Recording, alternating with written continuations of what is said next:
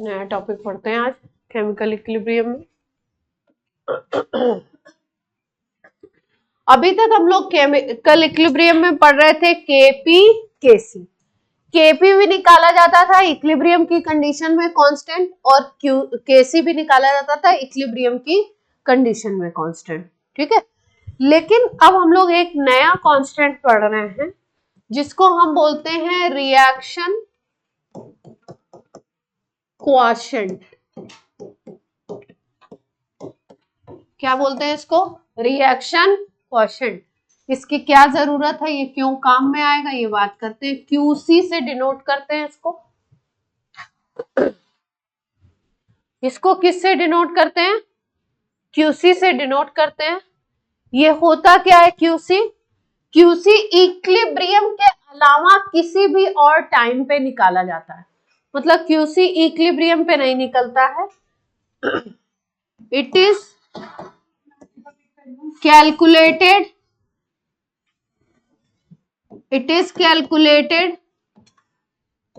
at a time other than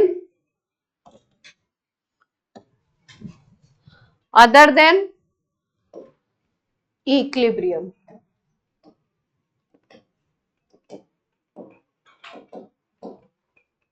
equilibrium achieve नहीं हुआ है उसके पहले का टाइम, है ना, या इक्विलिब्रियम अचीव हो गया था उसके बाद इक्विलिब्रियम डिस्टर्ब हो गया उसके बाद किसी टाइम पे, मतलब इक्विलिब्रियम का पॉइंट नहीं है। उसके अलावा किसी टाइम पे अगर हम लोग निकालते हैं तो उसको हम लोग क्या कहते हैं? रिएक्शन क्वोशिएंट या क्यूसी कहते हैं। क्यूसी निकाला कैसे जाता है? सेम उसी तरीके से निकाला जाएगा। ए से बन रहा है, ए और बी मिलकर के अगर सी और डी बना रहे हैं, यहाँ पे निकालना है क्यूसी, तो सी की कॉन्सेंट्रेशन मल्टीप्लाइड बाई डी का कॉन्सेंट्रेशन डिवाइडेड बाई ए का कॉन्सेंट्रेशन मल्टीप्लाइड बाई बी का कॉन्सेंट्रेशन। जैसे केसी निकालते थे वैसे ही निकालते हैं। केसी में जो कॉन्सेंट्रेशन रखी जाती थी वो इक्विलिब्रियम की, और ये किसी और टाइम की रखी जाएगी, है ना। concentrations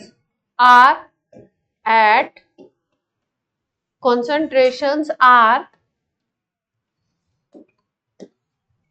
not at EQ। ये कॉन्सेंट्रेशन वो है जो इक्विलिब्रियम पे नहीं है।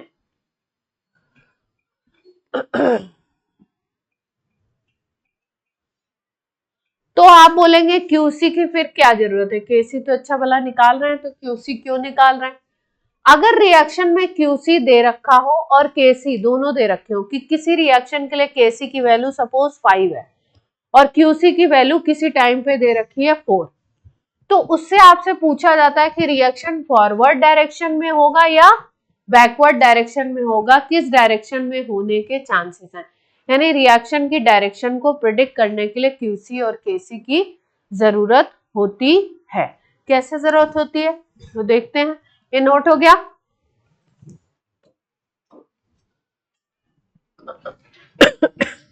जैसे मान लो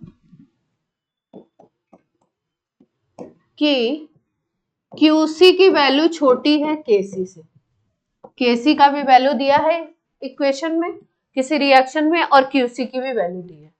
क्यूसी की वैल्यू छोटी है केसी से, तो रिएक्शन क्या चाहती है?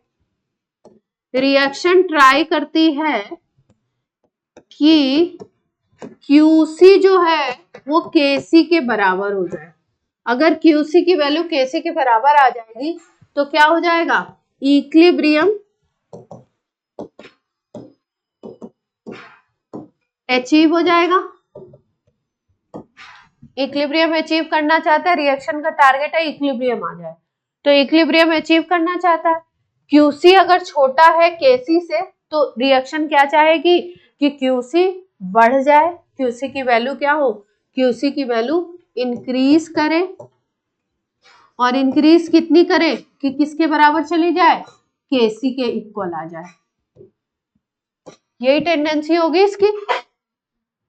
ठीक, अब मैंने बताया कि क्यूसी जो होता है वो क्या होता है? प्रोडक्ट का कॉन्सेंट्रेशन लेते हैं मल्टीप्लिकेशन, और नीचे क्या लेते हैं? रिएक्टेंट। क्लियर है बात? इसका मतलब अगर क्यूसी की वैल्यू को बढ़ाना है, क्यूसी को क्या चाहते हो तुम कि वो इंक्रीज हो जाए, तो आप क्या सोच सकते हो, अगर इस वैल्यू को इंक्रीज करना है तो प्रोडक्ट बड़ा हो जाए, प्रोडक्ट की वैल्यू इंक्रीज हो जाए तो हो सकता है, या रिएक्टेंट कम हो जाए तो हो सकता है, डिनोमिनेटर छोटा होने लगे, या ऊपर वाला जो नंबर है प्रोडक्ट का नंबर है वो बड़ा हो जाए तब। तो हम कह सकते हैं कि अगर इसको इंक्रीज होना है तो प्रोडक्ट क्या हो जाए, एक फैक्टर बोल देते हैं प्रोडक्ट इंक्रीज हो जाए। अब प्रोडक्ट बनता कैसे है, रिएक्टेंट जब ज्यादा से ज्यादा रिएक्ट करेंगे और क्या बनाने लगेंगे, ज्यादा से ज्यादा प्रोडक्ट बनाने लगेंगे, तो इसका मतलब क्या है कि रिएक्टेंट से ज्यादा प्रोडक्ट बने, तो इसका मतलब ये जो फॉरवर्ड रिएक्शन है ये ज्यादा होने लगे। कौन सा रिएक्शन ज्यादा होने लगे, फॉरवर्ड रिएक्शन। अगर फॉरवर्ड रिएक्शन इंक्रीज करेगा तो आप देखते हो कि ज्यादा से ज्यादा रिएक्टेंट किस में कन्वर्ट होंगे, प्रोडक्ट में कन्वर्ट होंगे। प्रोडक्ट की वैल्यू बढ़ेगी, प्रोडक्ट बढ़ेगा तो क्यूसी की वैल्यू बढ़ेगी, और बढ़ते बढ़ते एक टाइम ऐसा होगा कि क्यूसी किसके बराबर आ जाएगा, केसी के। इसका मतलब अगर किसी इक्वेशन में ये दे रखा है कि क्यूसी छोटा है केसी बड़ा है, तो रिएक्शन किस डायरेक्शन में जाना चाहती है, पॉसिबिलिटी क्या है, फॉरवर्ड डायरेक्शन की रिएक्शन ज्यादा होगी। बात क्लियर है।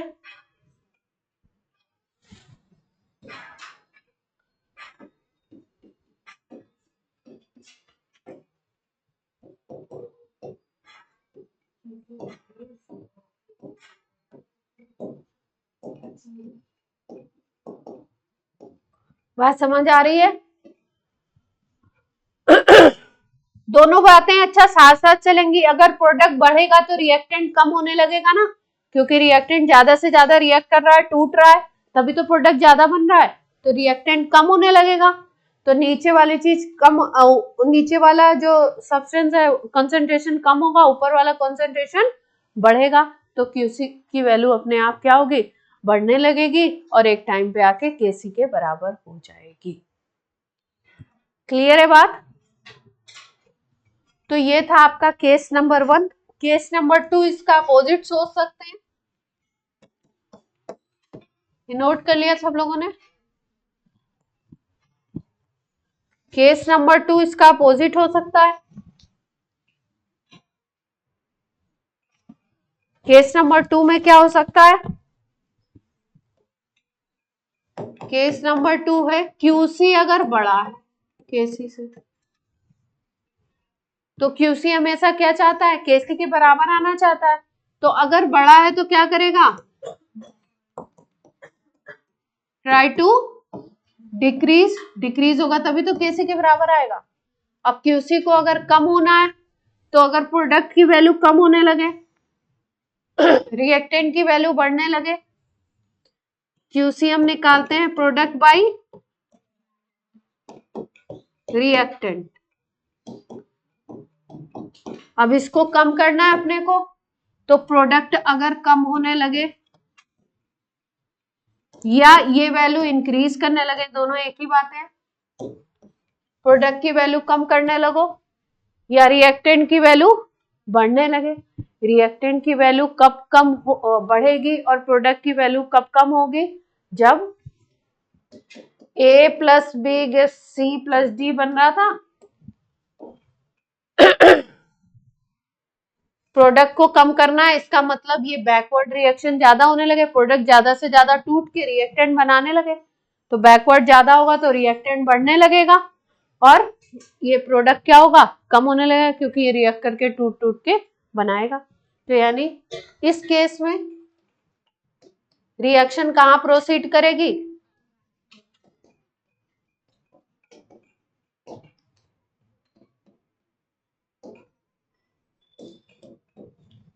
reaction proceeds in backward step.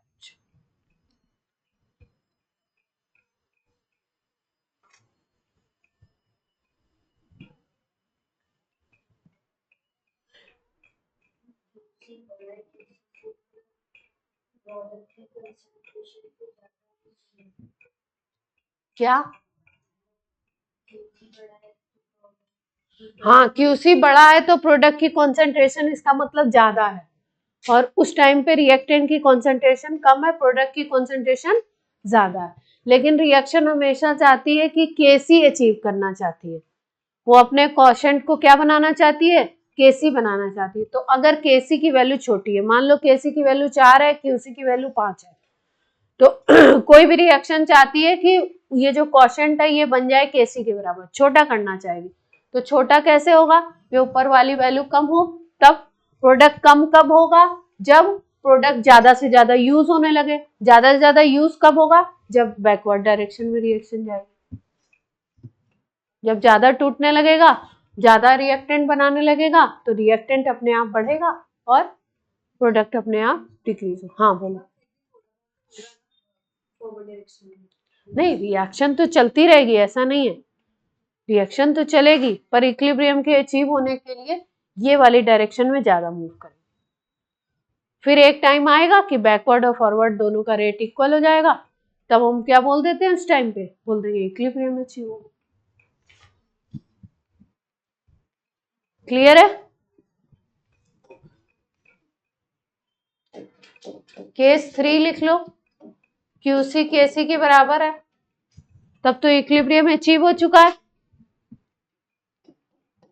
आराम से चलती रहेगी reaction.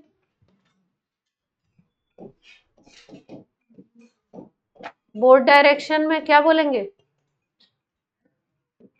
With same rate, same rate से दोनों डायरेक्शन में चलती रहेगी।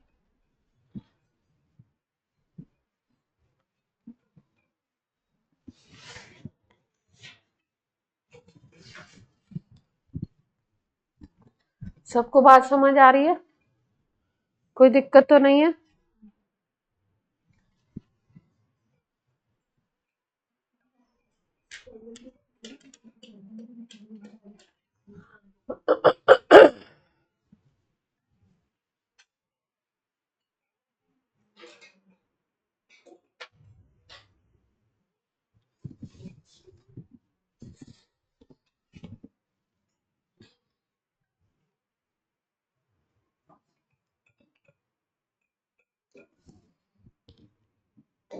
अच्छा, केसी क्यूसी हो गया, अगली चीज सीखते।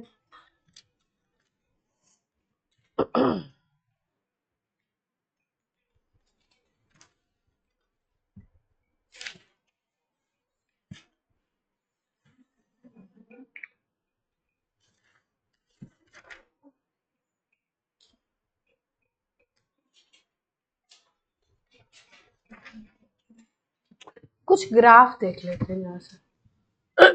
ग्राफ अभी तक नहीं बताया ना आपको,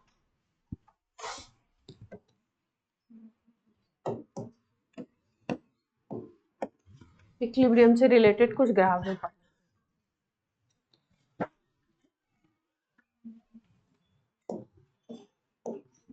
रेट दे रखा, इस एक्सिस पे टाइम,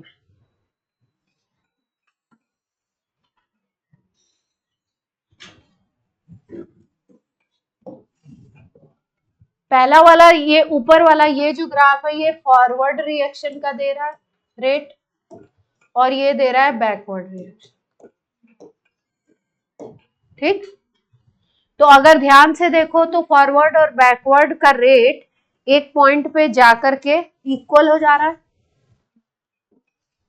कैसे लिखोगे, फॉरवर्ड और बैकवर्ड का रेट इस पॉइंट पे जाकर के क्या हो गया, इक्वल हो गया, बराबर हो गया रेट, तो ये पॉइंट कौन सा हो जाएगा, इक्विलिब्रियम पॉइंट हो जाएगा, है ना। तो यहाँ पे क्या है, अगर अगर इस ग्राफ को देखो तो ये क्या है, आर एफ है, और ये क्या है, आर बी है, और ये पॉइंट क्या है, ये हो चुका था चारों, एक ही हुआ था। चलो अगला कर लो, ये कर लिया है तो ना करिए, या एक जगह करना चाहते हैं तो कर लीजिए।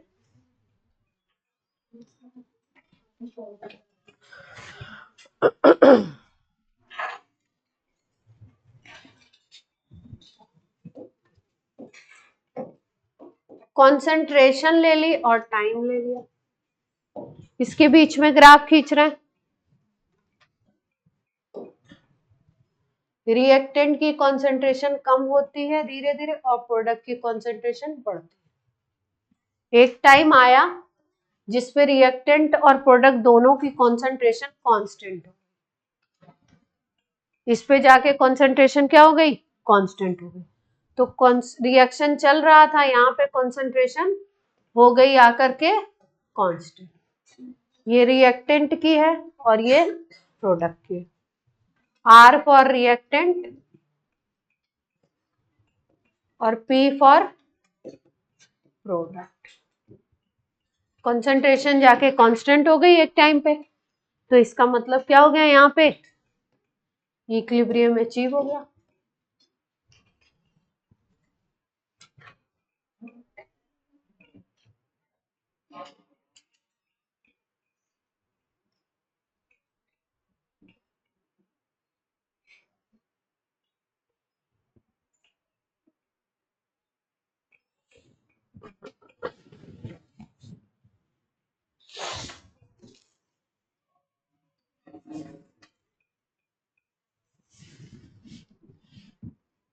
क्या हो गया अनुज, क्या दिक्कत है?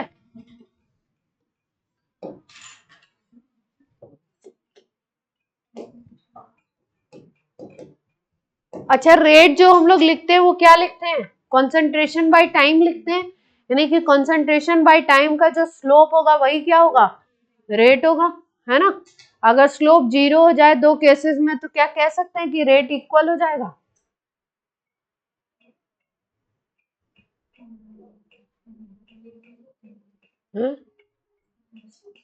स्लोप 0 हो जाएगा तो रेट 0 हो जाएगा, और 0 होके कांस्टेंट हो जाए तो इक्विलिब्रियम कह सकते हैं, हैं?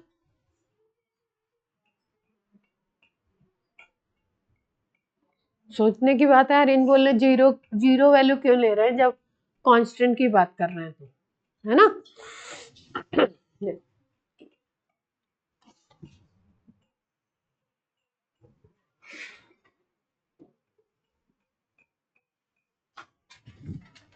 अच्छा सा ग्राफ बनाए।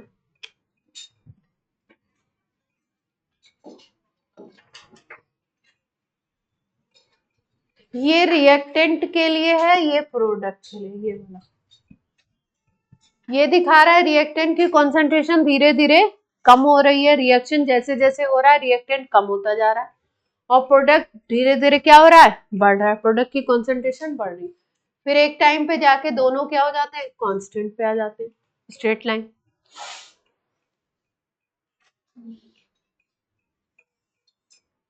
दोनों की कॉन्सेंट्रेशन क्या होती है, विद द टाइम कांस्टेंट हो जाती है।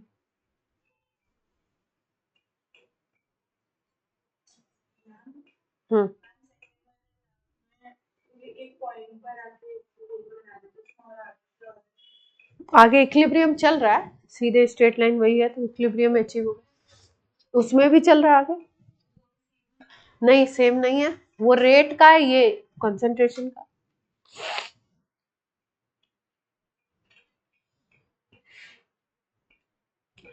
इस वाले ग्राफ में क्या कह सकते हैं कि प्रोडक्ट की कंसंट्रेशन धीरे धीरे बढ़ रही है और फिर जाकर के क्या हो गई, कांस्टेंट हो गई विद द टाइम। टाइम तो बढ़ रहा है लेकिन कंसंट्रेशन क्या हो गई, कांस्टेंट। ऐसे ही रिएक्टेंट के बारे में कह सकते हैं कि रिएक्टेंट की कंसंट्रेशन धीरे धीरे कम हुई और फिर एक पॉइंट पे जाके अगर ऐसे कुछ पॉइंट मार्क करो तो इस पॉइंट पे आकर के, ये एक्स पॉइंट अगर बोल दो तो इस पॉइंट पे आकर के क्या हो गई कॉन्सेंट्रेशन, यहाँ पे भी बाद में जाके कॉन्स्टेंट।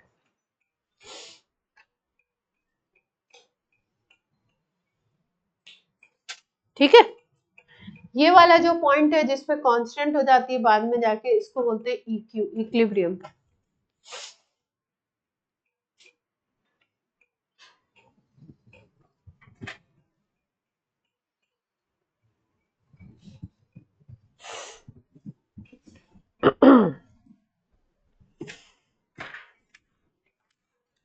अब हम लोग पढ़ते हैं एक बढ़िया सा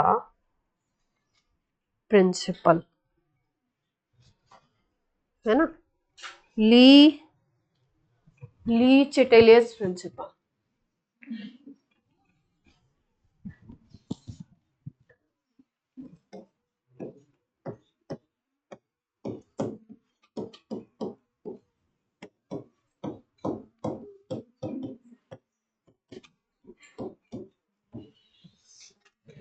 ली चिटेलियस प्रिंसिपल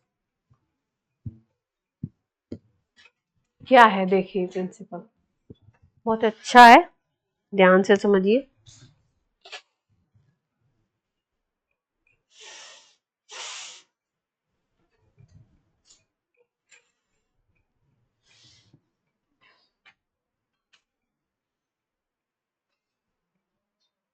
इफ, लिख लो प्रिंसिपल को, if a system at equilibrium, if a system at equilibrium is subjected to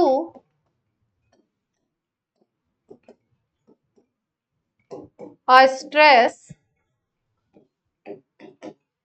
एक सिस्टम इक्विलिब्रियम में है, उसको कोई स्ट्रेस दिया जा रहा है। स्ट्रेस कैसे दिया जाएगा इक्विलिब्रियम के टर्म्स में? किसी सब्सटेंस की कॉन्सेंट्रेशन बढ़ा दो या घटा दो, उस रिएक्शन का प्रेशर बढ़ा दो या घटा दो, उस रिएक्शन का टेम्परेचर बढ़ा दीजिए या घटा दीजिए। तो किस टर्म्स में उसको स्ट्रेस दिया जाएगा? टेम्परेचर के टर्म्स में दे सकते हैं, प्रेशर के टर्म्स में दे सकते हैं, या कॉन्सेंट्रेशन के टर्म्स में दे सकते हैं। Subjected to any stress, bracket में लिख लीजिए temperature, pressure, concentration, then equilibrium shift in a direction, then equilibrium shifts in a direction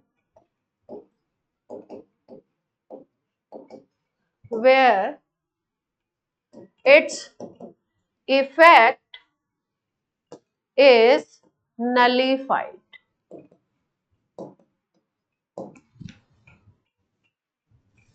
concentration बढ़ाने से इक्विलिब्रियम पे जो इफेक्ट आएगा, रिएक्शन उस तरफ शिफ्ट होना चाहेगी जिस तरफ उसके इफेक्ट को कम कर दे। जो भी आपने स्ट्रेस दिया है, कॉन्सेंट्रेशन बढ़ा दी या टेम्परेचर बढ़ा दिया या प्रेशर बढ़ा दिया या इन तीनों को किसी एक को कम कर दिया, तो उससे जो भी इफेक्ट आ रहा है उसके इफेक्ट को खत्म करने के लिए रिएक्शन उस डायरेक्शन में जाएगी जिससे कि उसके इफेक्ट को नलीफाई कर दे, खत्म कर दे।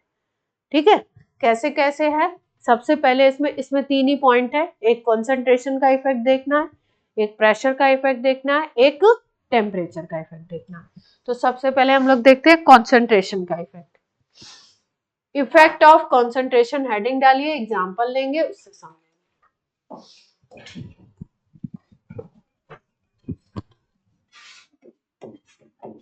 इफेक्ट ऑफ कॉन्सेंट्रेशन,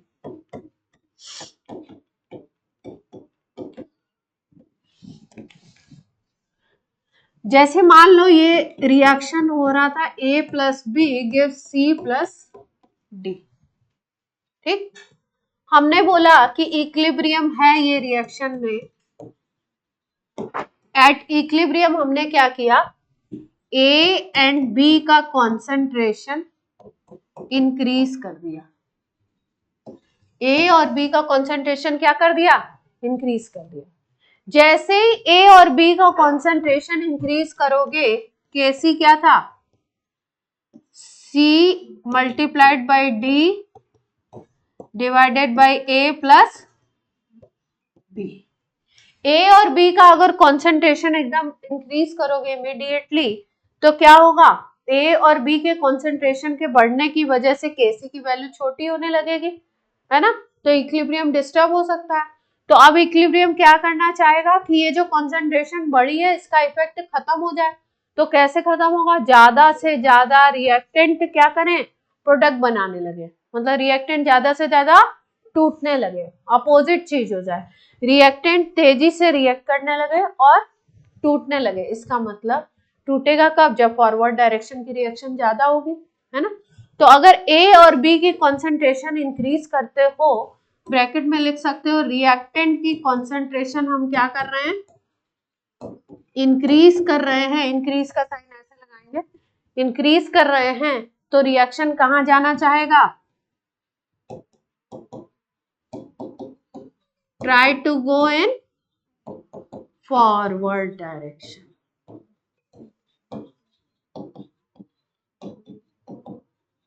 कोई दिक्कत? इसी का अपोजिट अगर कर दोगे, प्रोडक्ट की कॉन्सेंट्रेशन मान लो सी और डी बन रहा है, अब आप बोल रहे हो हम बाहर से सी और डी उसमें और ऐड करते जा रहे हैं, तो यानी प्रोडक्ट बढ़ाओगे। बाहर से अगर सी और डी और ऐड करोगे तो प्रोडक्ट को बढ़ा रहे हो, तो प्रोडक्ट के बढ़ने की वजह से इफेक्ट आने लगेगा केसी पे, तो उसको खत्म करने के लिए क्या करेगा? प्रोडक्ट ज्यादा से ज्यादा आपस में रिएक्ट करके रिएक्टेंट बनाने लगेगा, मतलब कन्वर्ट होने लगेगा उधर, तो बैकवर्ड डायरेक्शन हो जाएगी। तो अगर आप प्रोडक्ट इंक्रीज करोगे तो क्या होगा? प्रोडक्ट कॉन्सेंट्रेशन अगर बढ़ाते हो तो क्या, कहां जाएगी रिएक्शन? बैकवर्ड। यही पूछा जाता है इसमें लीचिटेलियस प्रिंसिपल में कि ये चीज हमने करी तो रिएक्शन किस डायरेक्शन में जाएगा? फॉरवर्ड जाएगा, बैकवर्ड जाएगा, क्या होगा?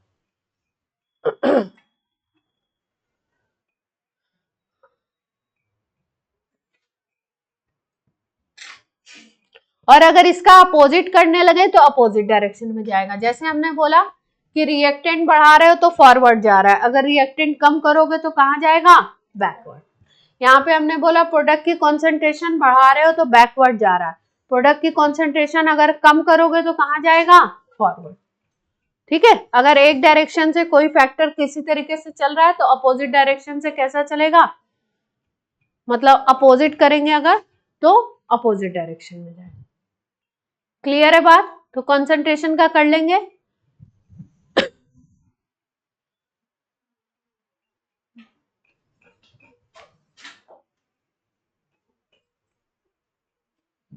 हो गया?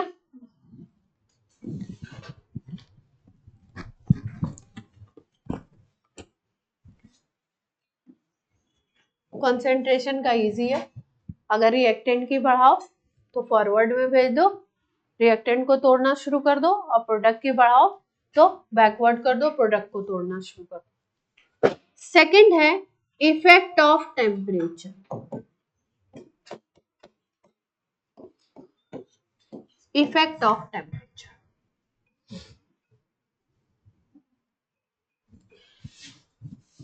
दो तरीके के रिएक्शन हम लोग पढ़ते हैं, एक को बोलते हैं एक्सोथर्मिक, इसमें देखना पड़ता है रिएक्शन एक्सोथर्मिक है या एंडोथर्मिक।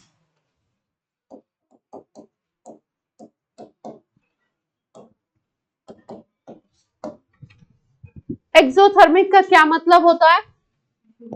हीट निकल रही है, A plus B C plus D बन रहा है, तो यहाँ पे क्यू हीट निकल रही है।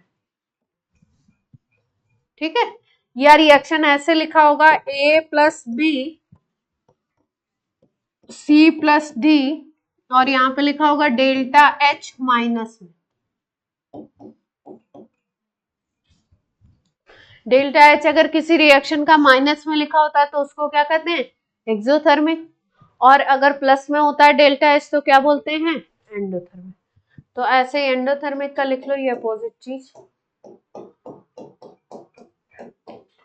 यहाँ पे अगर हीट के फॉर्मेट में लिखा होगा तो ऐसे लिखा होगा माइनस क्यू, और अगर डेल्टा एच के फॉर्मेट में लिखी होगी यही चीज तो कैसे लिखी होगी? प्लस। तो डेल्टा एच देख के पहचान जाएंगे पहले रिएक्शन को कि एंडोथर्मिक है या एक्सोथर्मिक, या रिएक्शन में लिखा हुआ होगा कि रिएक्शन एक्सोथर्मिक है, उसमें हम ये चेंज कर रहे हैं तो किस डायरेक्शन में जाएगी वो बताइए। ठीक है, अब समझते हैं। नोट कर लिया सबने? कौन बोला था? एक पानी की बोतल लाई थी मैं नीले कलर की।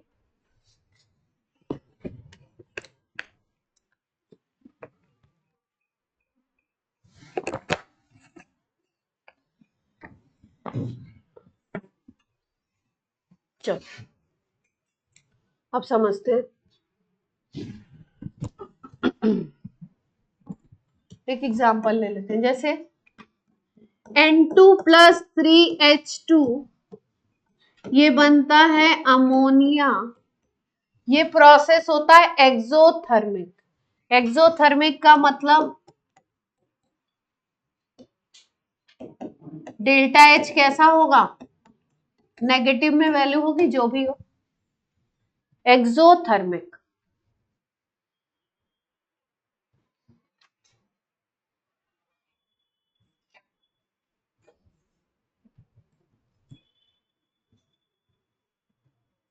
अब देखो ध्यान से समझो थोड़ा सा। A और B N2 और H2 आपस में रिएक्ट करके अमोनिया प्रोडक्ट बना रहे हैं। हीट बाहर निकल रही है। हीट क्या हो रही है, बाहर निकल रही है। हीट बाहर निकलने का मतलब कैसे सोचो, इसका नेचर कैसा है, हीट को बाहर निकालने का है। रिएक्शन का नेचर कैसा है, हीट को बाहर निकालने का। अगर इस रिएक्शन में टेम्परेचर बढ़ाओगे और अगर इस रिएक्शन में टेम्परेचर कम करोगे, नेचर के अकॉर्डिंग अगर काम करोगे तब तो ठीक है, नेचर के अपोजिट अगर काम करोगे तो रिएक्शन जाएगी बैकवर्ड। हीट एब्जॉर्ब करने का नेचर नहीं है, हीट लेने का नेचर नहीं है। रिएक्शन का नेचर कैसा है, हीट को बाहर निकालने का। हीट को बाहर निकालने का नेचर है।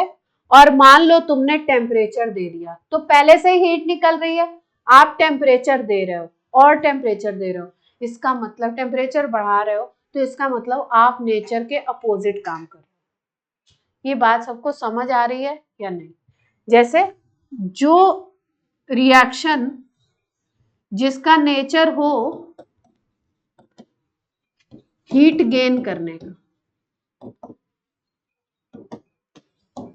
एंडोथर्मिक रिएक्शन क्या होता है, उसका नेचर होता है हीट गेन करने का। हीट गेन करोगे तो रिएक्टेंट ज्यादा से ज्यादा रिएक्ट करके क्या बनाएंगे, प्रोडक्ट बनाएंगे, यानी कि फॉरवर्ड में जाएगी। अगर टेम्परेचर दोगे किसको, एंडोथर्मिक को दोगे टेम्परेचर, तो ठीक, तो वो फॉरवर्ड में जाएगी। वो नेचर के अकॉर्डिंग आप काम कर रहे हो। यहाँ पे क्या है, रिएक्शन का नेचर है हीट लेना नहीं, हीट बाहर निकालना, और आप क्या कर रहे हो, टेम्परेचर और दे रहे हो, टेम्परेचर बढ़ा रहे हो, तो रिएक्शन किस डायरेक्शन में जाएगी, अगर अपोजिट काम करोगे तो रिएक्शन जाएगा बैकवर्ड।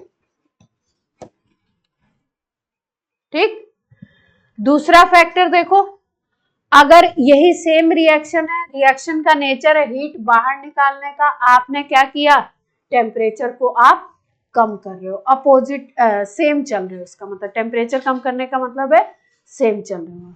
अगर सेम चलोगे तो क्या होगा, रिएक्शन कहाँ जाएगा, फॉरवर्ड। एक बात और, जैसे मान लो किसी को ये फैक्टर समझ आ गया और ये नहीं समझ आ रहा, ठीक, तो किसी भी रिएक्शन का अगर एक फैक्टर समझ में आ गया कि टेम्परेचर बढ़ाने से हमको समझ आ रहा है कि रिएक्शन कहाँ जाएगी, बैकवर्ड में जाएगी, तो अगर उसके लिए पूछा गया टेम्परेचर कम करना तो क्या हो जाएगा, बनेगा फैक्टर फॉरवर्ड।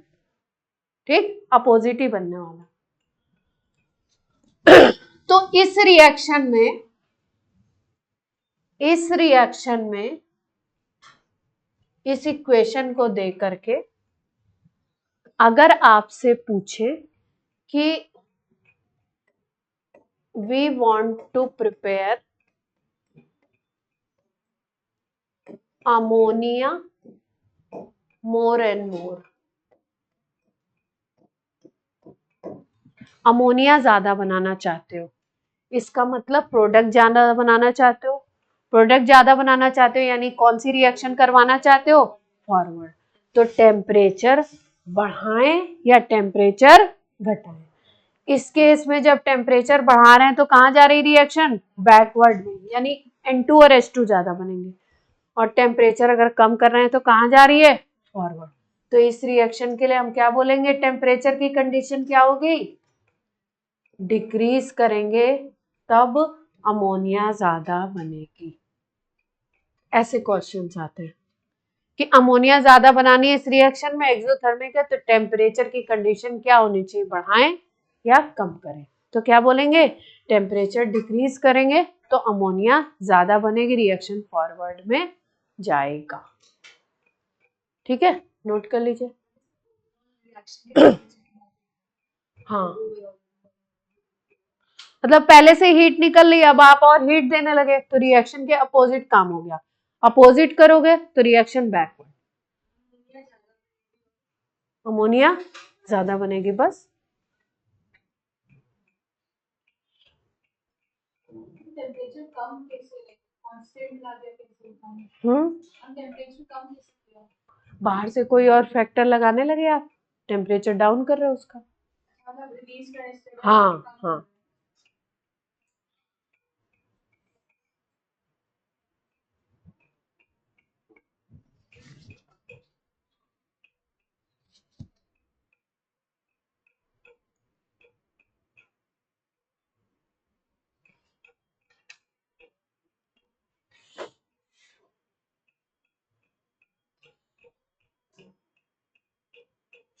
हीट अगर बाहर निकलेगी तो बाहर तो हीट जाएगी, लेकिन सिस्टम रिएक्शन तो ठंडा होगा ना धीरे धीरे विद द टाइम।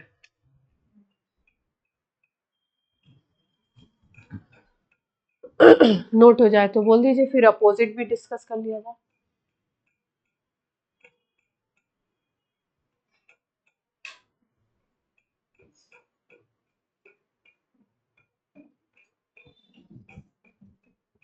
हो गया सबका।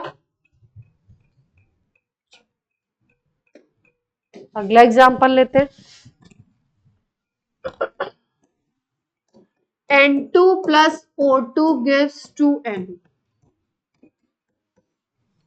ये जो रिएक्शन है इसमें डेल्टा H आता है पॉजिटिव, यानी ये रिएक्शन कैसा है, एंडोथर्मिक। यानी इस रिएक्शन को हीट दोगे तो ये फॉरवर्ड में बढ़ेगा। एंडोथर्मिक का मतलब रिएक्शन को क्या चाहिए, टेम्परेचर चाहिए, खुद ही हीट चाहिए। हीट चाहिए मतलब टेम्परेचर चाहिए।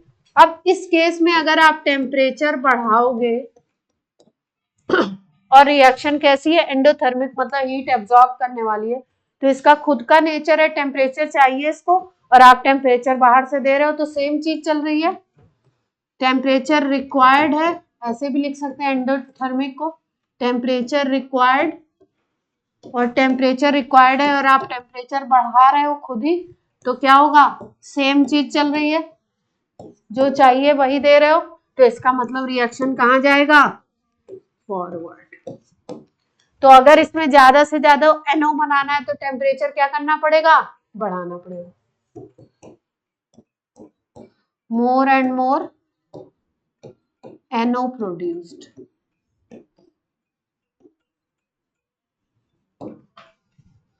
अगर अपोजिट चाहते हो कि NO ज्यादा ना प्रोड्यूस हो, N2 और O2 प्रोड्यूस हो, यानी बैकवर्ड ले जाना चाहते हो, तो क्या कर दो, अपोजिट कर दो, टेम्परेचर क्या कर दो, डिक्रीज कर दो।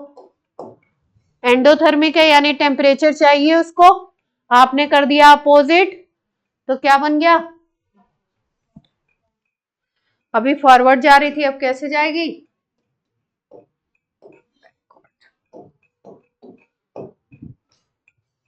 टेम्परेचर चाहिए लेकिन आप क्या कर रहे हो, टेम्परेचर कम कर रहे हो, अपोजिट काम हो गया, अपोजिट हो गया तो बैक। ऐसे याद रखिए।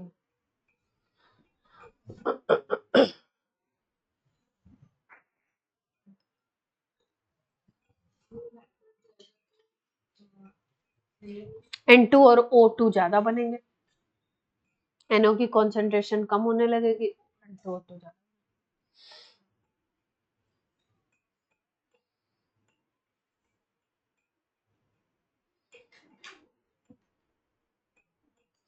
यानी कि NO के फॉर्मेशन के लिए, NO के मोर एंड मोर फॉर्मेशन के लिए फेवरेबल कंडीशन क्या है इसमें, टेम्परेचर को बढ़ाइए। NO को अगर ज्यादा बनाना है तो कॉन्सेंट्रेशन की कंडीशन है N2 और O2 को बढ़ाइए कॉन्सेंट्रेशन। क्योंकि कॉन्सेंट्रेशन जिसकी भी बढ़ाते हैं उसके हिसाब से रिएक्शन चलता है। N2O2 की बढ़ाओगे तो फॉरवर्ड, NO की बढ़ाओगे तो बैक। कर लेंगे ऐसे क्वेश्चन। अब देखिए कई बच्चों को एंडोथर्मिक तो तुरंत समझ में आ जाता है कि हीट लेने का नेचर है, और आपने टेम्परेचर बढ़ा दिया तो सेम नेचर हो गया तो फॉरवर्ड, और टेम्परेचर कम कर दिया तो अपोजिट नेचर हो गया तो बैकवर्ड। कई बच्चों को एक्सोथर्मिक को समझने में दिक्कत आती है कि ये रिएक्शन एक्सोथर्मिक है तो उसको बैकवर्ड फॉरवर्ड कैसे उसमें मतलब आंसर अपना निकालें। अगर एंडोथर्मिक समझ आता है, एक्सोथर्मिक नहीं समझ आता है, तो हम लोग इसको दूसरी ट्रिक से भी कर सकते हैं। कैसे? ध्यान कैसे रखेंगे? जैसे मान लो A plus B give C plus D बन रहा है ना, ये रिएक्शन है एंडोथर्मिक।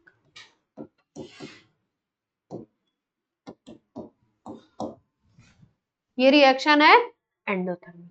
इसको अगर अपोजिट कर दें, अपोजिट करने का मतलब अगर इसको ऐसे, ये जो Q है अगर इसको इस साइड ले आए तो ये क्या बन जाएगा? Q को अगर इस साइड ले आए तो क्या बन जाएगा?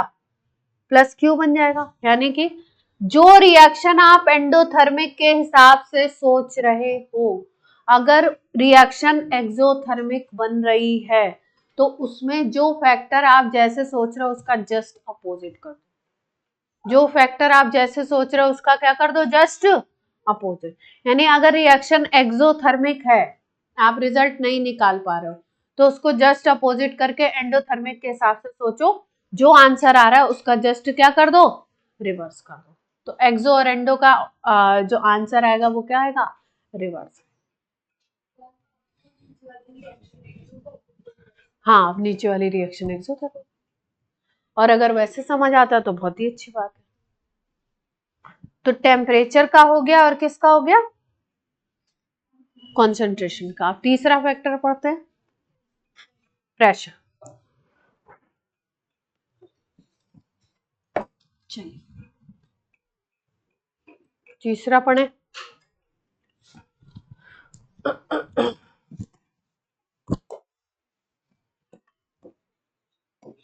थर्ड फैक्टर है प्रेशर।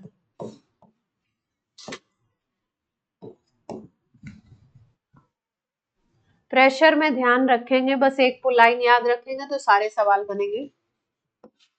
अगर प्रेशर इंक्रीज करोगे, एक्सो एंडो से मतलब नहीं है इसमें, अगर प्रेशर इंक्रीज करोगे तो रिएक्शन का जो डायरेक्शन होगा वो क्या होगा? जिस तरफ नंबर ऑफ मोल्स कम होंगे। ये लाइन याद रखिए बस। प्रेशर बढ़ाओगे तो रिएक्शन किस तरफ जाएगा? जिधर नंबर ऑफ मोल्स कम होंगे। इसका मतलब प्रेशर कम करोगे तो किधर जाएगा रिएक्शन? जिधर नंबर ऑफ मोल्स ज्यादा होंगे, अपोजिट चलेगा।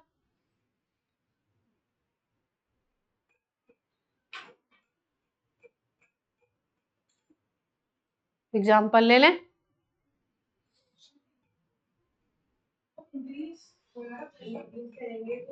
इंक्रीज करेंगे तो उस तरफ जाएगा जिस तरफ नंबर ऑफ मोल्स कम हो।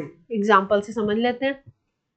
देखो अपना इस चैप्टर में सबसे ज्यादा यूज होने वाला कौन सा रिएक्शन है? Haber process. इस रिएक्शन को देखो, यहाँ पे 1 मोल, हाँ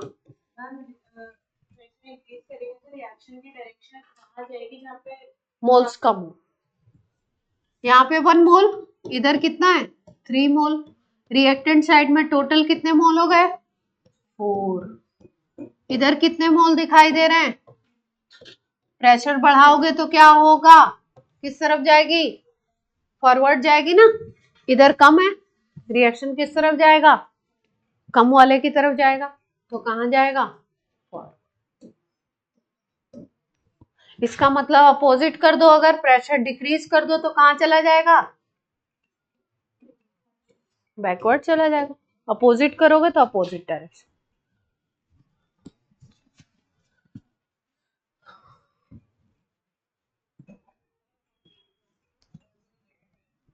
ये किसकी आवाज है?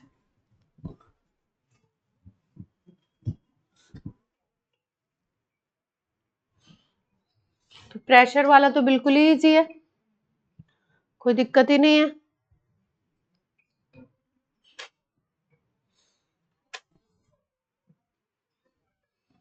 किसी भी रिएक्शन में बता सकते हैं आराम से आप। चलिए अगला बताइए जरा।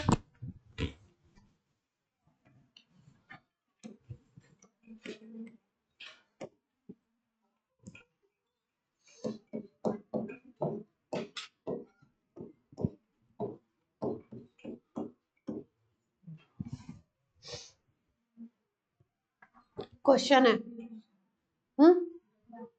नहीं, क्वेश्चन तो सुन लो।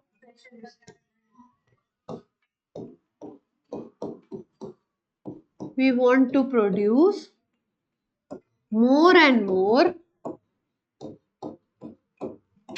NO2।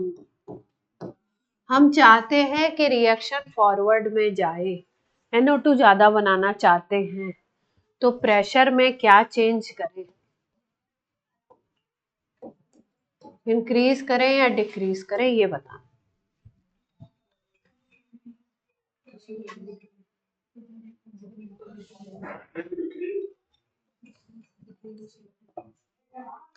प्रेशर बढ़ाओगे तो किस तरफ जाएगा, कम नंबर ऑफ मोल्स इधर है, इधर 1 है, इधर 2 है, तो अगर प्रेशर बढ़ाओगे तो किधर जाएगा, बैकवर्ड जाएगा। इसका मतलब प्रेशर अगर डिक्रीज कर दो तो कहां चला जाएगा, फॉरवर्ड। तो NO2 ज्यादा बनेगा। इधर करोगे तो क्या बनेगा, ज्यादा, इंटू O4 ज्यादा बनेगा।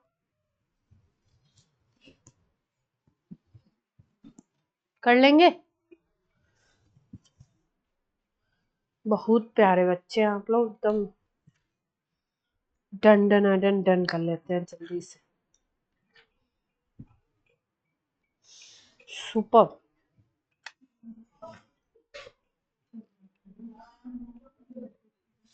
क्या पढ़ा आज हम लोगों ने, क्या क्या पढ़ा, क्यूसी पढ़ा और क्या पढ़ा, ली चिटेलियस प्रिंसिपल है। इसमें बोल के देखना ये क्या बोलते हैं, ली चिटेलियस प्रिंसिपल आ गया, यही बोलते हैं इसका मतलब। सवाल निकाले जाए, एक और पॉइंट कर लें फिर सवाल करें। चलो अगला पॉइंट लिखो। 3 हो गए ना, 4। मेजर तो 3 ही है, ये छोटू है, छोटू को देख लो।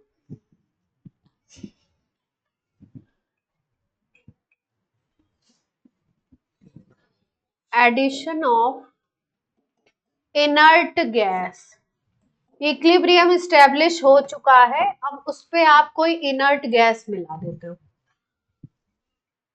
तो इनर्ट गैस की 2 कंडीशन याद रखनी है, एट कांस्टेंट वॉल्यूम कांस्टेंट रखते हुए आप मिलाते हो इनर्ट गैस, और दूसरी कंडीशन होती है एट कांस्टेंट प्रेशर।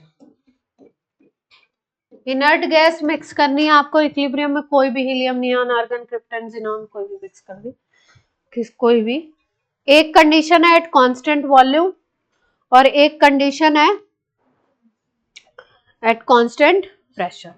तो कांस्टेंट वॉल्यूम पे ध्यान रखना है, कोई चेंज नहीं आएगा, no effect on EQ। Constant volume पे अगर इनर्ट गैस ऐड की तो इक्विलिब्रियम पे कोई इफेक्ट नहीं आएगा।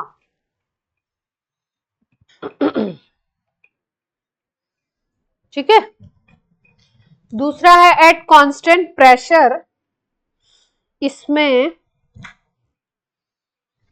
लिख लो, एट कांस्टेंट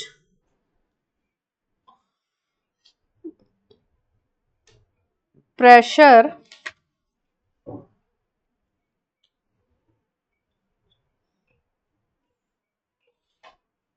है, नीट वाले दे नहीं रहे क्या प्यारे बच्चों?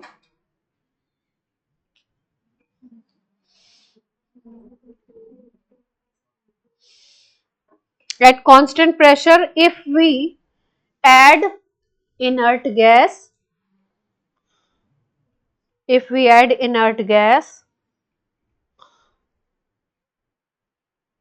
then reaction shifts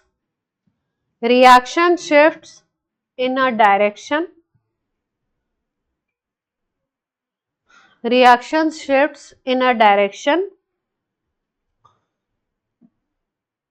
in which number of gaseous moles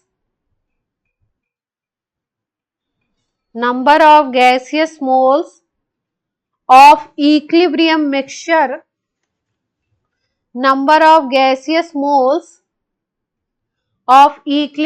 mixture increases.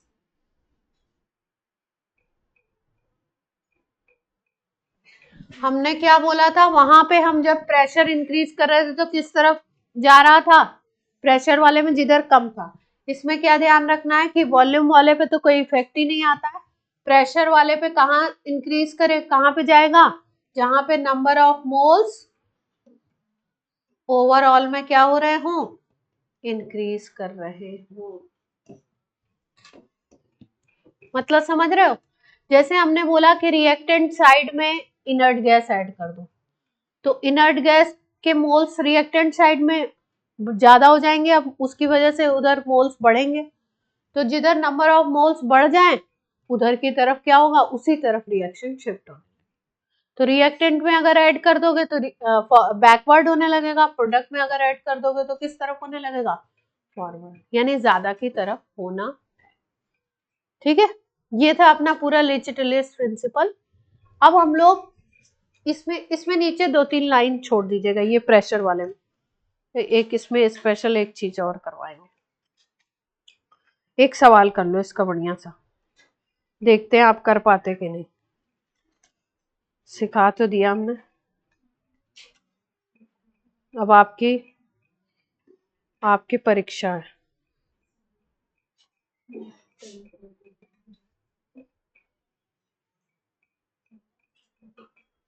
सारे पॉइंट्स रिवाइज कर लीजिए जल्दी से, तीनों के।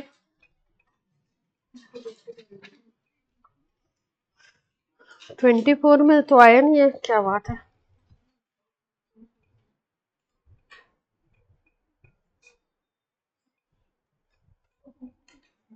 सारांश मैंने रिवाइज करने के लिए कहा है, पीछे वालों को देखने के लिए नहीं।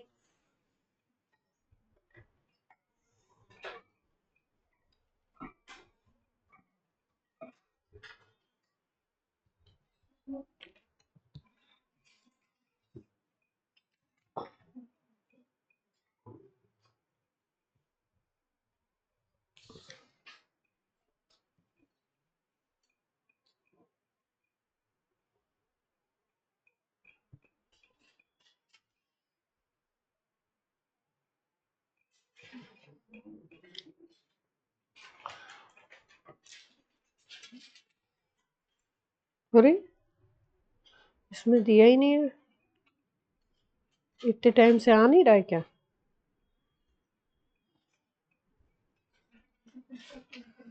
इस टॉपिक से प्यार नहीं है? कहीं तो देखा है मैंने, तो एडवांस में आ गया होगा।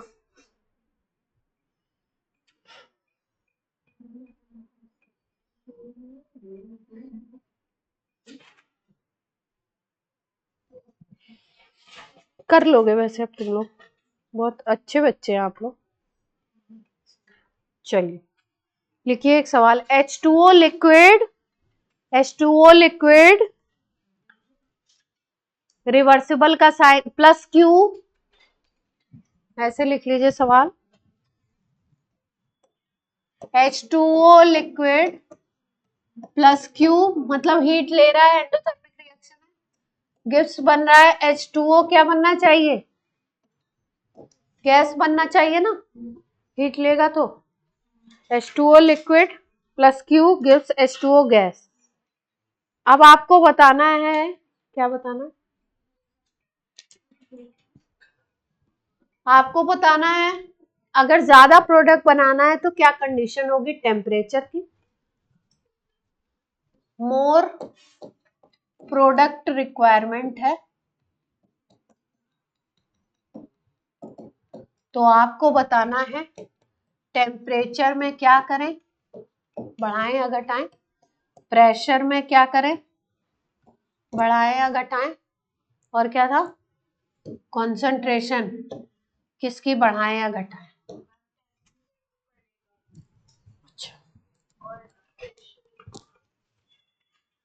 प्रेशर के बारे में सोचिए, कोशिश कीजिए सब लोग।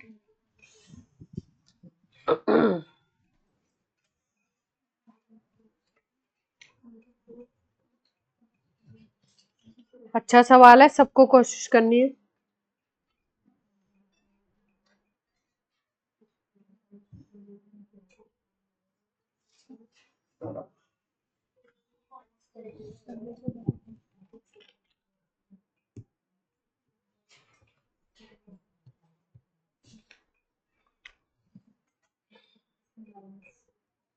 concentration बढ़ेगा,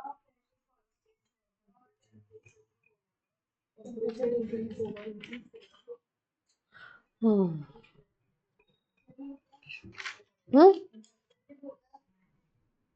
बोलिए बोलिए बोलिए बोलिए। टेम्परेचर बढ़ेगा, हम्म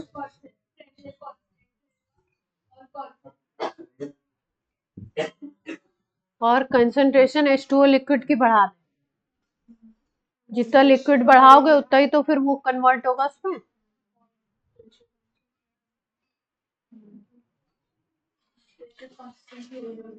क्यों,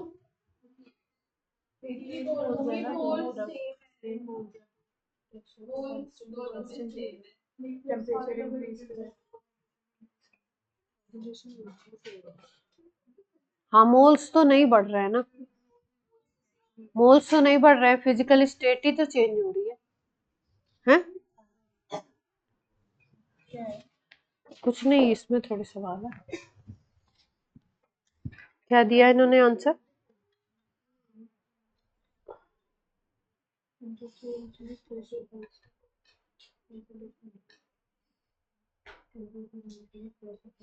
डेल्टा NG1 कैसे निकाल रहे हैं?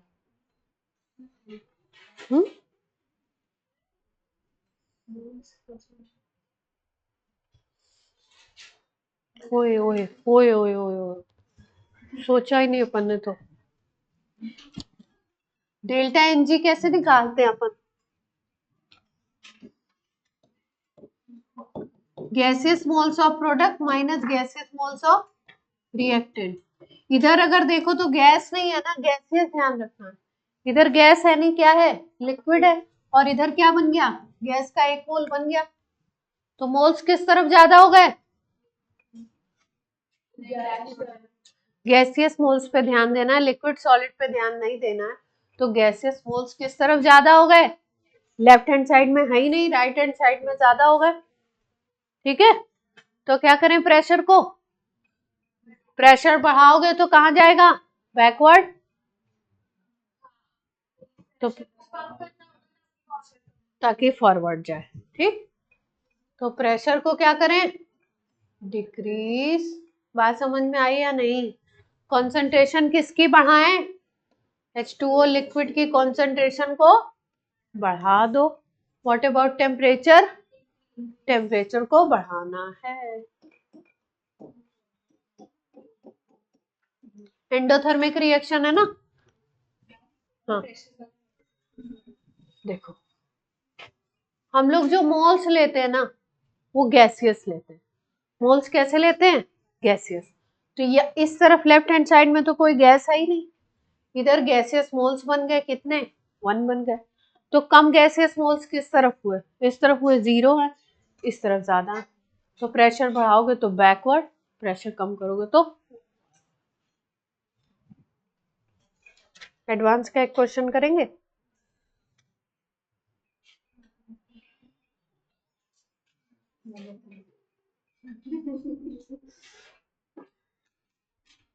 नहीं करेंगे?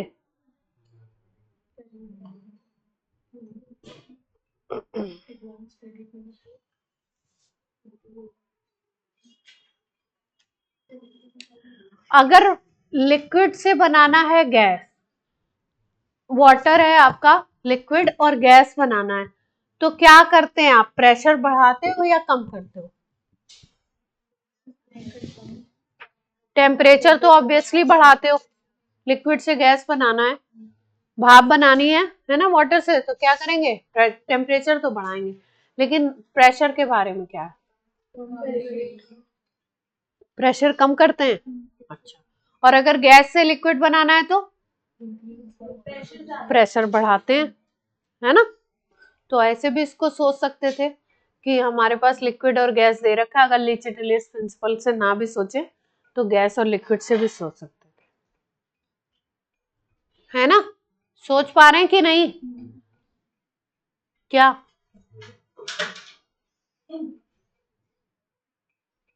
गौरांगी एक्सप्लेन करिए खड़े होके, गैस और लिक्विड से कैसे एक्सप्लेन करेंगे गौरांगी को।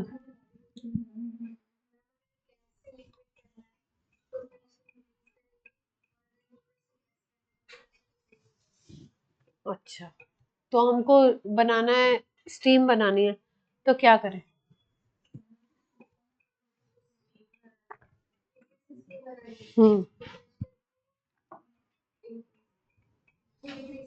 डिक्रीज करना पड़ेगा ना। बैठिए, कंफ्यूज क्यों होती हैं आप? आता है तो फिर कंफ्यूज क्यों होते हैं? ऑनलाइन बच्चों सबको समझ आ रही बात?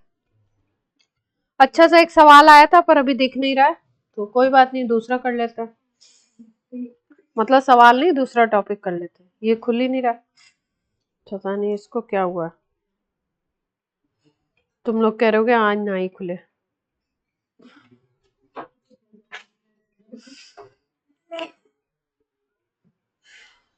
अरे ये भी तो है अपने पास, क्या है,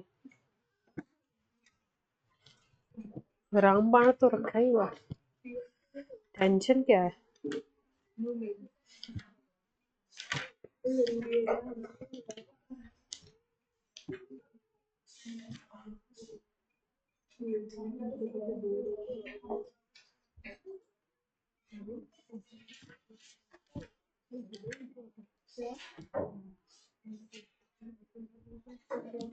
चलो लिखो reaction, COCl2 gas, COCl2 gas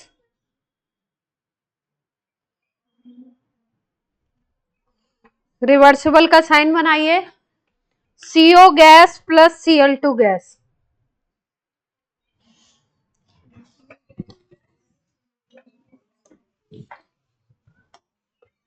COCl2 gas से बन रहा है क्या,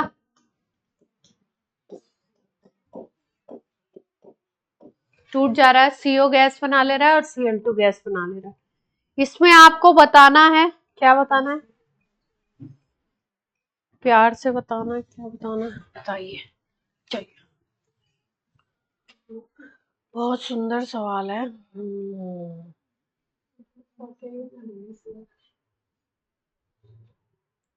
if 1 mole of helium gas, इसमें लिख लो आगे, if 1 mole of helium gas is added in a vessel, if 1 mole of helium gas is added in a vessel at equilibrium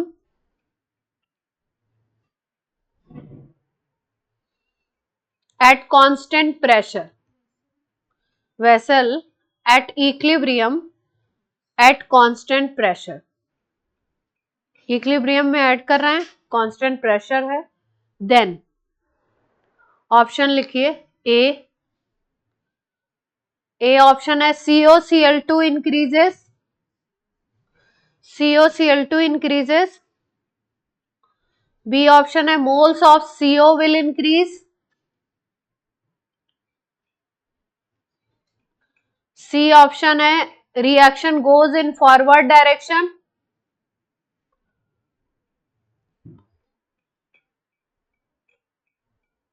D option है Kc is equal to 1।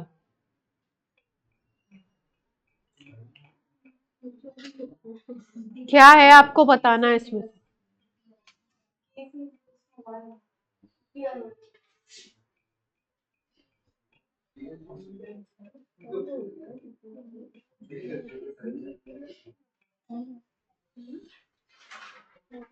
क्या हुआ, बोलिए।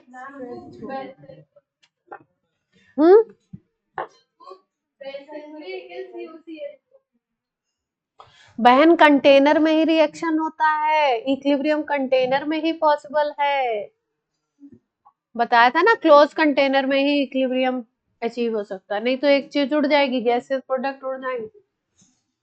ठीक है, क्या किया था इसमें हमने? 1 मोल क्या ऐड किया है? हीलियम ऐड किया है at equilibrium at constant pressure पे। तो कांस्टेंट प्रेशर पे कोई चेंज आ रहा था? तो उसके हिसाब से देखिए, उसके हिसाब से आप क्या कर सकते हो, क्या ऑप्शन बन सकता है इसमें?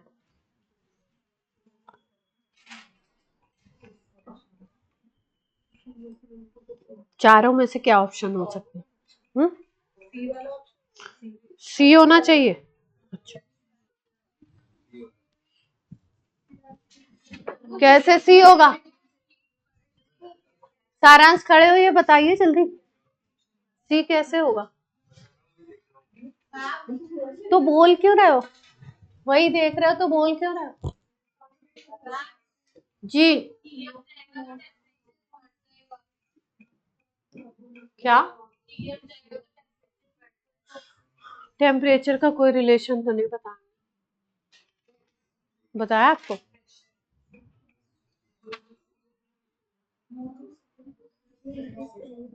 चलो, पहला ऑप्शन क्या बोला था? COCl2 इंक्रीज करेगा। दूसरा ऑप्शन क्या बोला था? Moles of CO increase. और थर्ड है reaction goes in forward direction. Online बच्चों को समझ आ रही है कोई बात? ऑनलाइन आंसर दीजिए। डी ऑप्शन है Kc इज इक्वल टू 1। चलिए बताइए, सी ऑप्शन।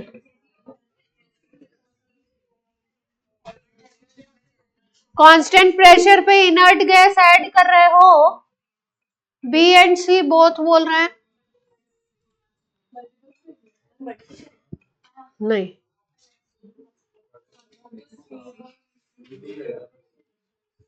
अभी अभी सिखाया था आपको, क्या सिखाया है?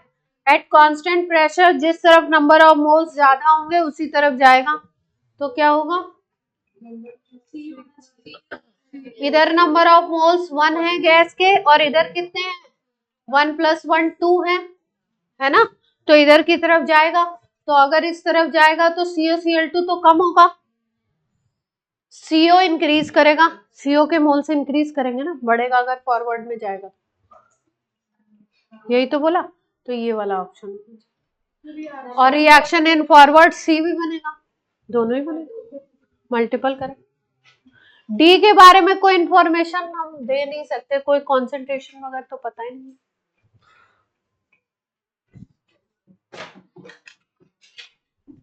दे सकते हैं क्या?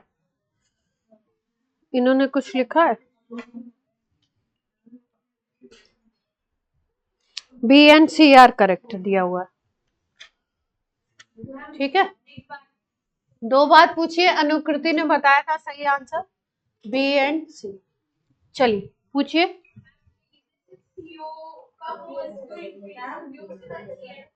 उसका भी देगा, लेकिन उसके बारे में इंफॉर्मेशन नहीं दी है, तो हम ऐसा नहीं कह सकते एक ऑप्शन और बनाओ। हाँ, मतलब उसका भी इंक्रीज करेगा। कोई बोल रहा है? हाँ,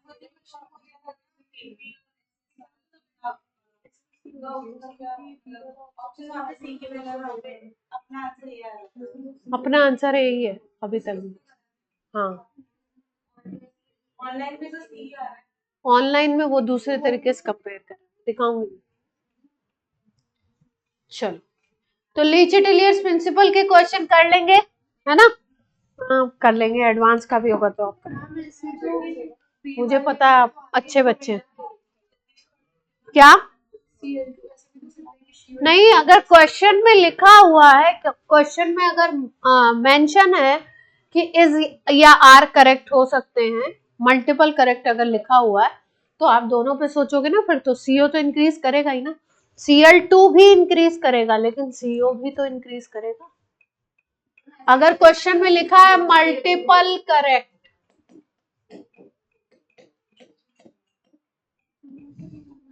Cl2 की कॉन्सेंट्रेशन बढ़ने से वाले ऑप्शन से ये बी वाला ऑप्शन गलत तो नहीं हो रहा है ना?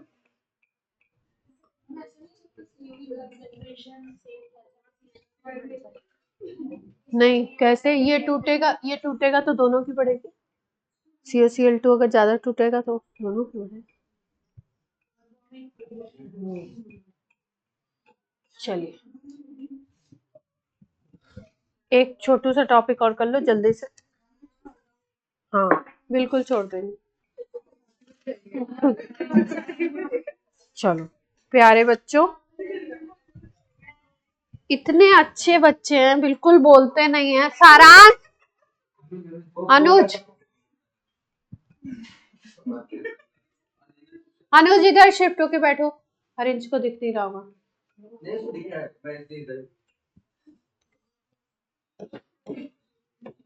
केसी डिपेंडेंस, केसी की डिपेंडेंस देख रहे हैं ऑन टेम्परेचर। केसी की डिपेंडेंस हम लोग देख रहे हैं किसके ऊपर? किससे? टेम्परेचर से। इसके लिए एक इक्वेशन आती है जिसको आपको याद रखना है, वांट ऑफ इक्वेशन। हमने नहीं दी है, साइंटिस्ट का नाम है log K2 by K1, log K2 by K1 is equal to delta H by 2.303 R 1 by T1 minus 1 by T।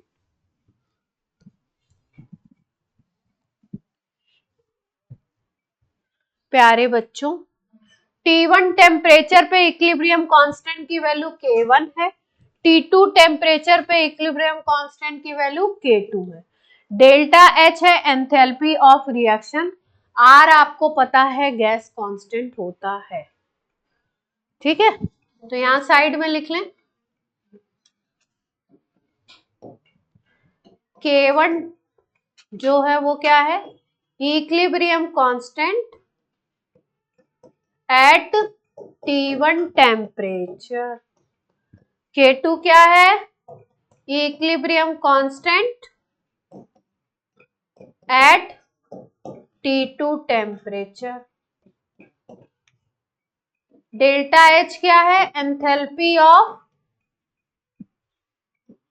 Reaction.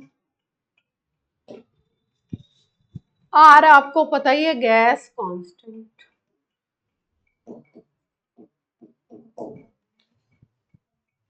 R आपको पता है गैस कांस्टेंट।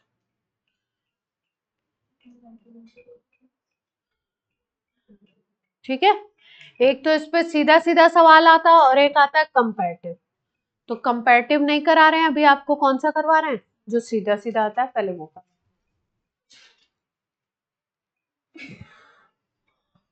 कर लिया तो क्वेश्चन तो बनेगा, इक्वेशन है तो हमने थोड़ी बनाया। जल्दी करो। जितनी जल्दी करेंगे उतना अच्छा रहेगा आपको।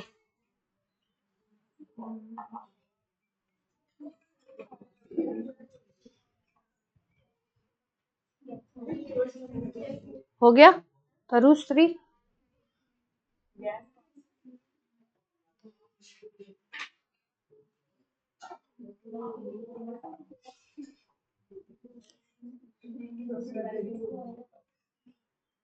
जल्दी से दें आपको, जिससे आप जल्दी से करके दिखाएं मुझे। आज सारांश सबसे पहले करके दिखाएंगे। हाँ सारांश सबसे पहले दिखाएंगे ना आप करके। इसमें आ ही नहीं रहा, इसको स्ट्रेस हो रहा है।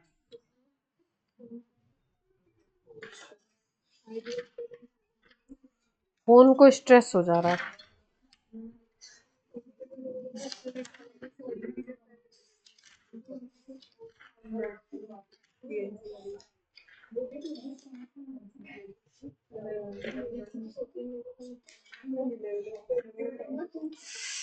ओहो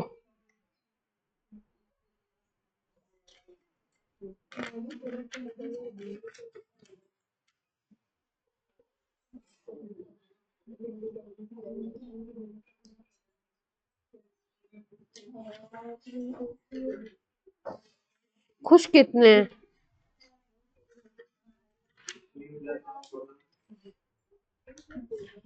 आपसे मैंने राय मांगी है कोई?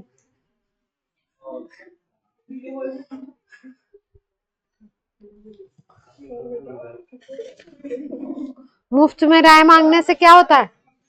मुफ्त में राय देने से क्या होता है? मांगने से नहीं, देने से।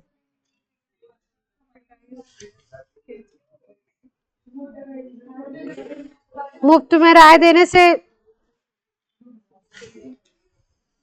आपकी इज्जत का फालूदा हो जाता है। जो आपका बन चुका है, अब चलिए सवाल करिए। सही में नहीं मिल रहा है यार, ये तो बहुत दुखद घटना है।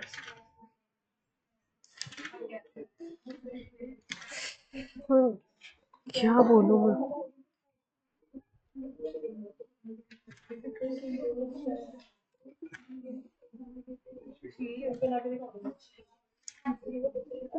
अच्छा इसलिए नहीं मिल रहा है, समझ गया समझ गया। चलो चलो, क्यों नहीं मिल रहा है पता है? क्योंकि आपका जो ये है ना 12th में केमिकल काइनेटिक्स, वहां पे इसके सवाल है, इसलिए इस चैप्टर में नहीं मिल रहे। तो दूसरा सवाल करेंगे। चलो बहुत अच्छा एक सवाल दिख गया तो कर लेते हैं बढ़िया सा। Formation of CO2 from CO, carbon monoxide से बन रहा है CO2, is an exothermic reaction. ठीक है भाई, एक्सोथर्मिक है। Following graph represent represents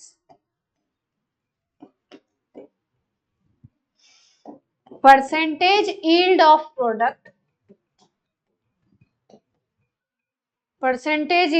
product versus pressure।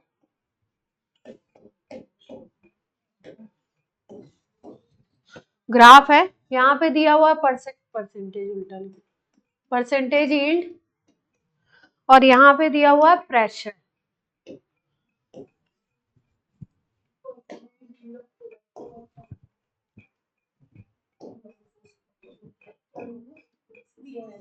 तीन ग्राफ हैं, एक है T1 टेम्परेचर पे, एक T2, एक T3।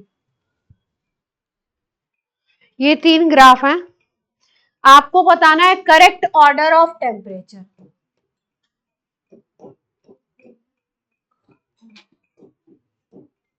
Correct order of temperature options हैं T3 is greater than T2 is greater than T1, T1 is greater than T2 is greater than T3।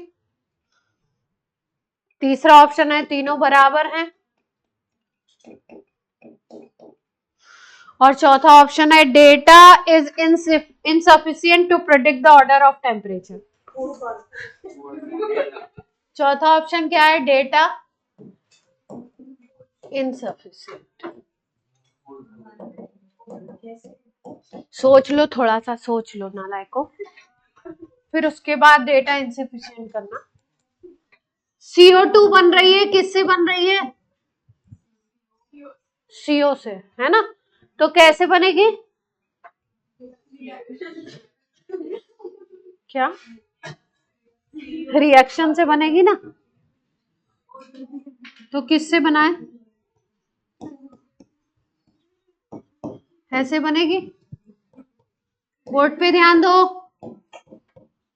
चलो, reaction मैंने लिख दिया, लिखा नहीं था, मैंने लिख दिया, बड़ा काम कर दिया। अब अगला आप करो। परसेंटेज यील्ड और प्रेशर का ग्राफ है और टेम्परेचर से रिलेट किया गया। कैसे सोच सकते हैं? कुछ ली चिटेलियर्स प्रिंसिपल से सोच सकते क्या?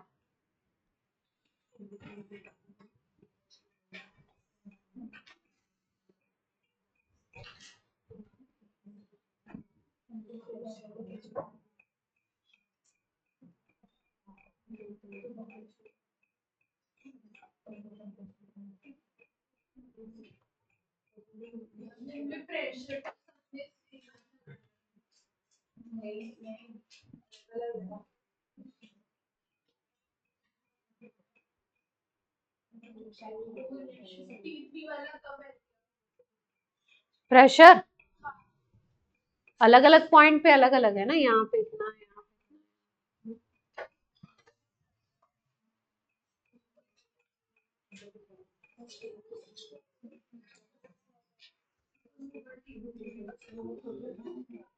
जिसको जिसको जो आइडिया आ रहा हो वो बताओ।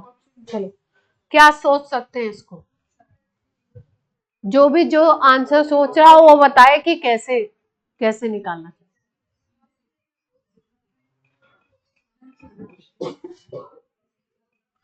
CO2 की परसेंटेज यील्ड दे रखी है, मतलब कितना बन रहा है CO2, एक तरीके से प्रोडक्ट की बात हो रही है। और नीचे क्या दे रखा है? नीचे ग्राफ में दे रखा है pressure.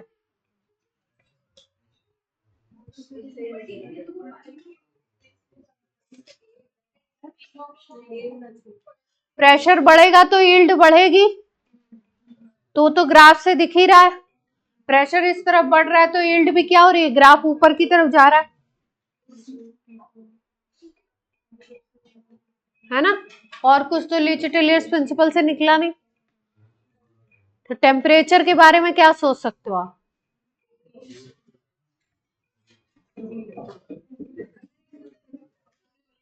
C plus half O2 give CO2 बना रहे हैं, CO का कंबशन कर रहे हैं। कंबशन रिएक्शन में हीट हमेशा बाहर निकलती है। इस तरीके से भी सोचना कुछ पड़ेगा ना। हीट क्या होती है? बाहर निकलती है कंबशन में हमेशा। यानी प्रोसेस कैसा है? कैसा प्रोसेस है? एक्सोथर्मिक। एक्सोथर्मिक प्रोसेस के लिए ली चिटेलियर्स प्रिंसिपल कैसे लगाते हैं? अगर प्रोडक्ट ज्यादा चाहिए तो प्रोडक्ट ज्यादा चाहिए तो टेम्परेचर इंक्रीज करेंगे कि डिक्रीज करेंगे? डिक्रीज करेंगे ना, उल्टा चाहिए। यानी कि जिस केस में जिस ग्राफ में परसेंटेज यील्ड की वैल्यू ज्यादा है उस ग्राफ का टेम्परेचर क्या होगा? कम होगा। परसेंटेज यील्ड सबसे ज्यादा किसमें दिखाई दे रही है? इसमें दिख रही है, तो इसका टेम्परेचर सबसे क्या आना चाहिए? कम आना। तो क्या आ गया? B option will be. ऐसे सोचा इसको, ज्यादा कुछ वैसा क्वेश्चन नहीं है, ली चिटेलियर्स प्रिंसिपल के हिसाब से। हाँ, अगर वैसे ज्यादा वैसा एकदम वैसा लॉजिक नहीं लग रहा है, बस ये लग रहा है परसेंटेज यील्ड इसमें ज्यादा दिख रही है, ऊपर दिख रही है, तो इसका टेम्परेचर क्या होगा, कम। ठीक है, आज की क्लास होती है आपकी ऑफ। चलिए बाय बाय बच्चों, ऑनलाइन।